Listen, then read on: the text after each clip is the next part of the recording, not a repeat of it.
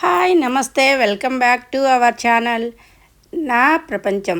అందరూ ఎలా ఉన్నారండి? మేమైతే చాలా బాగున్నాము. అలాగనే మీరందరూ కూడా చాలా బాగుండాలని చెప్పి మనస్ఫూర్తిగా కోరుకుంటున్నాను.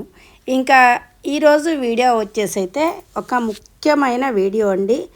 మనము కరెంటు వస్తువులు వాడుతున్నప్పుడు చాలా చాలా జాగ్రత్తగా ఉంటాము.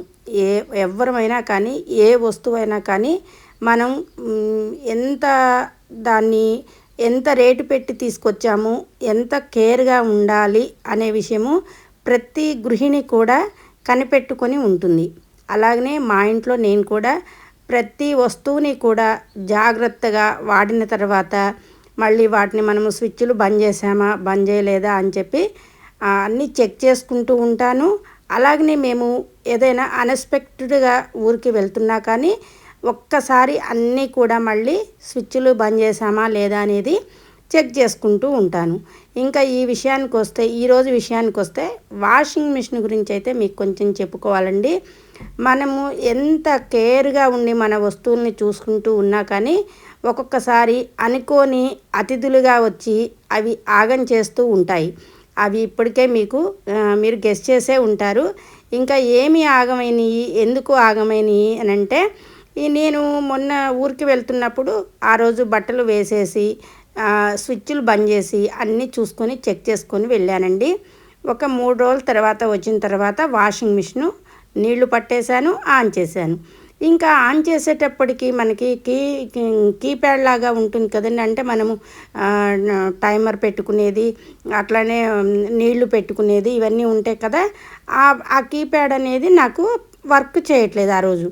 ఇదేంటి ఎప్పుడు ఇట్లా మనము వేయంగలోనే ఇవన్నీ కూడా మనకి అర్ధగంట గంట అనేది ఎమ్మటే మనం పెట్టుకుంటూ ఉంటే ఇది టైం సూచిస్తుంది. ఈరోజు ఏంటి ఇలా ఉంది అని చెప్పి ఒక డౌట్ వచ్చేసి ఏదన్నా కొంచెం అయితే ఫస్ట్ అనుమానం వచ్చింది. అంటే చిన్నపిల్లలు ఎవరన్నా మనం లేనప్పుడు వచ్చి ఇలా అంటే ఆడుతూ పాడుతున్న పిల్లలు ఉంటారు కదండి.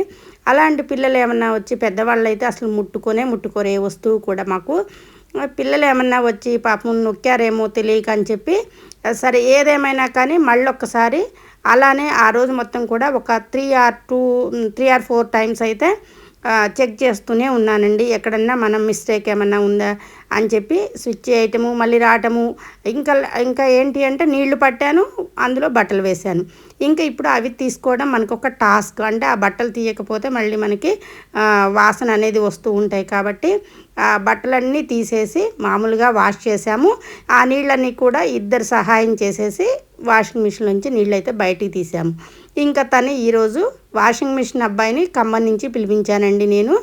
తను వచ్చిన తర్వాత ఏంటి బాబు ఏమైంది వాషింగ్ మిషన్కి అని. ఇలా అయితే నేను వాడిన రోజు కూడా పనిచేసింది, నేను ఇట్లా ఆ రోజు బట్టలు ఉతికే వెళ్ళాను అనేసరికి ఇంకా తను చెప్పిన విషయం వినేసరికి నాకు షాక్ అనిపించిందండి. అంటే మనం ఎంత కాస్ట్ పెట్టుకున్న వస్తువులైనా కానీ ఒక్కొక్కసారి వీటి వల్ల మనం డిస్టర్బ్ అవ్వాల్సిందే, తప్పదు. అది ప్రతి ఇంట్లో కూడా ఇది ఫేస్ చేయాల్సిన పని అనమాట.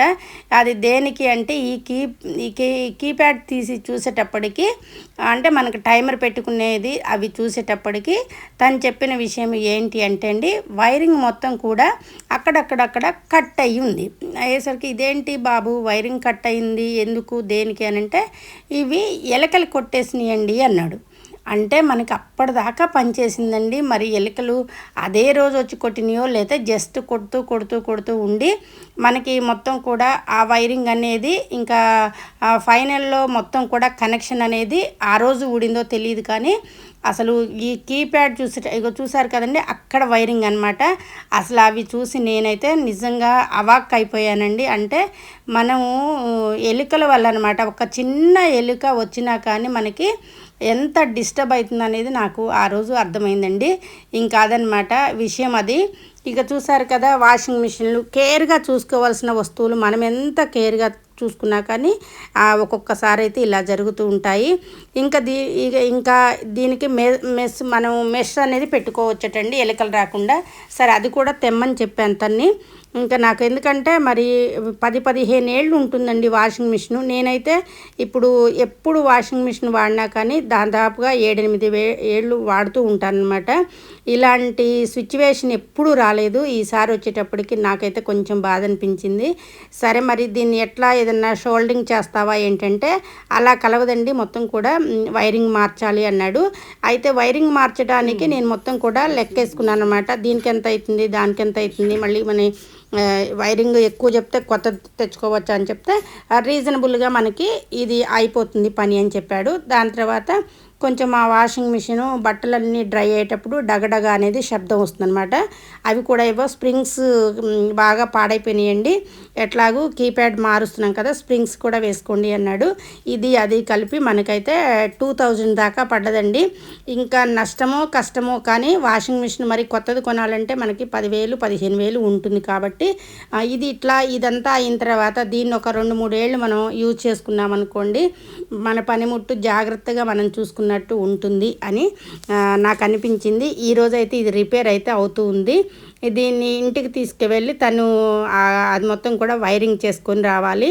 ఇదండి, చూసారు కదా, మనము ఎంత జాగ్రత్తగా వాడదాము అనుకున్నా కానీ మన మనసులో ఉన్నా కానీ కొన్నిటి వల్ల మాత్రం అవి పాడవుతూనే ఉంటాయి అన్నమాట. అది కేర్గా చూసుకోవాల్సిన వస్తువులన్నీ కూడా మనం ఎంత భద్రంగా చూసుకున్నా పరిస్థితి ఇట్లా అయిందని చెప్పి నాకైతే బాధ అనిపించింది. ఇది మీ అందరికీ షేర్ చేయాలని చెప్పి అనిపించింది. ఎందుకు అంటే ఎలుకలు ఉన్న ప్లేసులలో అసలు జాగ్రత్తగా ఉండండి ఫస్ట్. అది అంటే ఇప్పుడు మామూలుగా ఆగిపోయింది కాబట్టి సరిపోయింది. లేదా మనం ఏదన్నా ఎక్కడన్నా వైరింగ్ కట్ అయిన చోట చేపెట్టినా కానీ షాక్ అనేది కొడుతుంది. కాబట్టి కరెంటు వస్తువుల దగ్గర మనం చాలా జాగ్రత్తగా ఉండాలి.